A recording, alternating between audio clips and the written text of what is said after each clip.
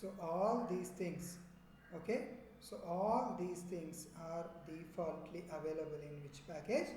So util package. So all these things are defaultly available in which package? So util package.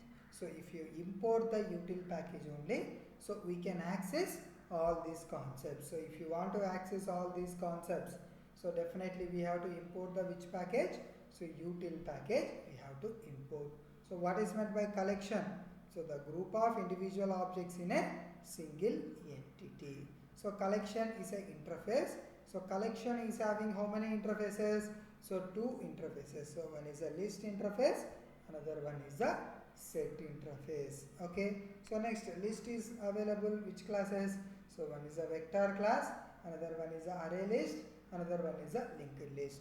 So same like a set is also having the different types of classes. So one is a hash set, another one is a linked hash set, another one is the tree set. Okay. So this is the diagrammatic representation of the collection framework. So now we will go with the list concept. So now we will go with the list concept, and so we will see the different types of list: vector, array list and linked list.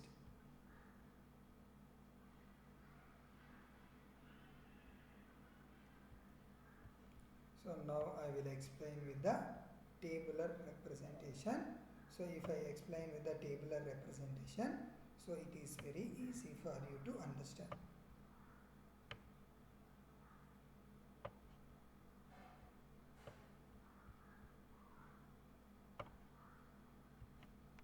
So consider, so this is a list. So list, how many types of classes we are using? So one is a vector class, another one is array list class, another one is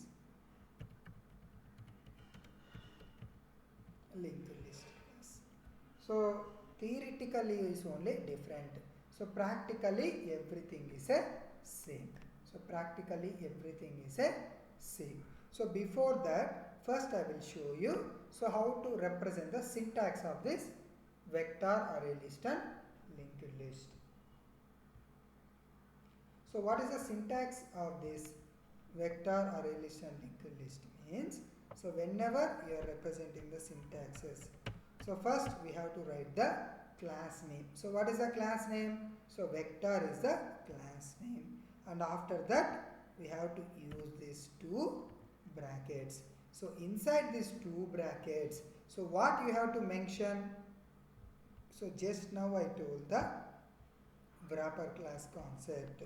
So always either vector or array list or linked list, always it will accept only this wrapper class concepts.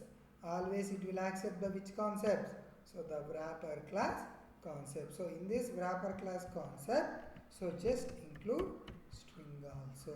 So whenever I am representing the syntax, so inside this I have to represent like this. So if we are using the boolean data type, so we can mention the boolean data type. So in case if you are not using boolean, if you are using integer, so you can represent the integer. So if you are not using the integer, if you are using the string, so we can represent the string. So whichever the data type you are using in your program, so that data type, so we have to mention here. So what is the data type you are mentioning? So that data type you have to mention here. So vector. So next object. So v is the object. I am taking equals to new vector, and again you have to mention the class here. So here I am mentioning the string. So whatever the class we have taken here, so same class we have to take. So in case if you are using the array list, so here we have to mention, so same the wrapper class concept. So what are the wrapper class concept? For example, on the top I have taken the string. So here I can take the string. I am taking my object is the AL. So equals to new array list. So new array list, I am taking the string. So if you don't want to take the string, so you can mention integer here. but definitely one wrapper class we have to mention here. So definitely one wrapper class we have to mention. So without mentioning this one, so like this. So without mentioning like this, so you should not mention. So definitely we have to go with the wrapper class concept. So any class according to your wish we can use, but any one of the wrapper class, so we have to mention. So next, for linked list is also same. So linked list. So linked list here I am mentioning, for example, string. So linked list I am taking my object is an LL.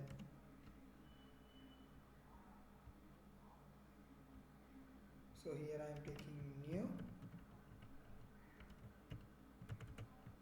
So linked list.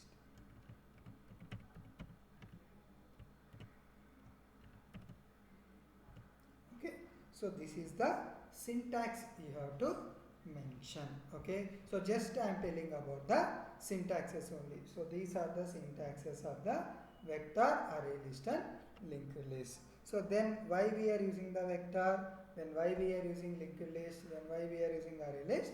So now everything. And so one more main thing before that. So the total collection framework. Okay. So the total collection framework concept.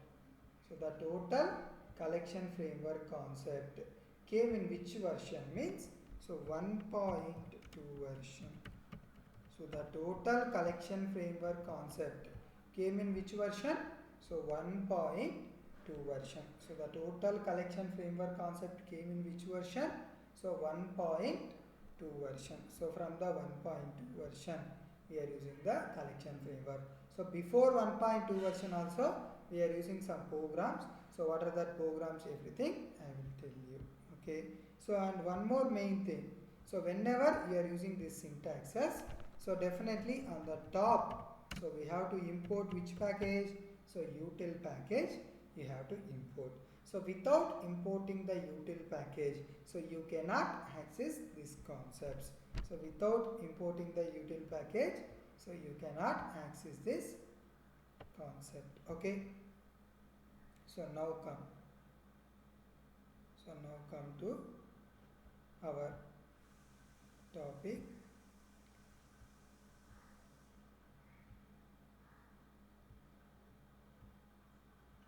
So vector, array list and linked list. So the first point in the vector. So what is the first point? So it is a dynamic array.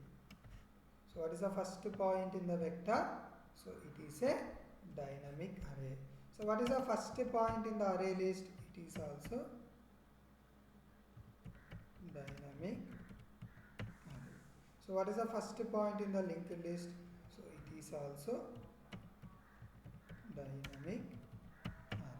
So now everyone will raise the doubt. So what is meant by dynamic array? Okay. So before the dynamic array, so first you have to know, so what is a static array? So what is the static array? So what is a static array? For example, I am taking int a of array equals to, so new int of 5. So now inside the array, so how many elements I can represent? Only 5 elements I can represent. So more than 5 elements can I represent? So we cannot represent. So more than 5 elements we cannot represent. So this is called the static array. So this is called the which array? Static array. So dynamic array means,